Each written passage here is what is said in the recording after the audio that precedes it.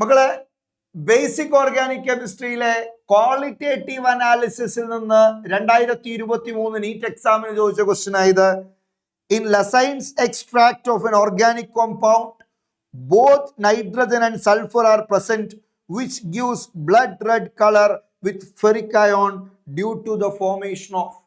അപ്പോ മക്കളെ ശ്രദ്ധിക്കുക, ലസൈൻസ് ടെസ്റ്റ് നമ്മൾ പഠിച്ചതാണ്.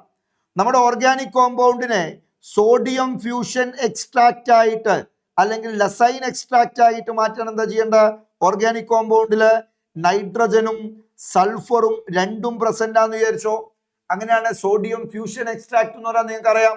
ഒരു small piece sodium metal heat ചെയ്യുന്നു until it melts. അപ്പൊ മെൽറ്റ് ചെയ്യുന്ന സമയത്ത് ഓർഗാനിക് കോമ്പൗണ്ട് ആയിട്ട് മിക്സ് ചെയ്യുന്നു.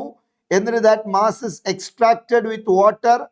അങ്ങനെ നമുക്ക് ലഭ്യമാവുന്ന സൊല്യൂഷന്റെ പേരാണ് സോഡിയം ഫ്യൂഷൻ എക്സ്ട്രാക്ട്.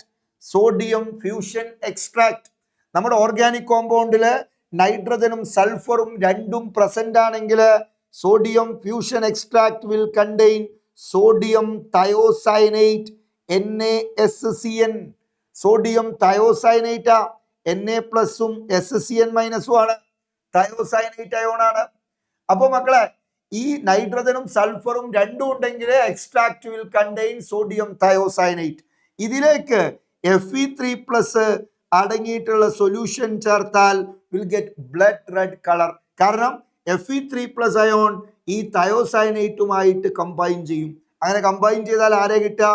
Fe3+ലേക്ക് ഒരു SCN വന്നു കഴിഞ്ഞാൽ ഇറ്റ് ടേൺസ് ടു FeSCN2+. റെഡിയാ? ഇതിനുള്ളിലുള്ള ആൾക്കാർ ആരൊക്കെയാണ്? Fe3+ഉം SCN- ആണ്. ഇതിനെ ചാർജ് 3+ഉം -1 കൂട്ടിയ 2+ റിമെയിൻസ്. റെഡി? ഇതാണ് ബ്ലഡ് റെഡ് കളറിന് കാരണം. ഓക്കെ.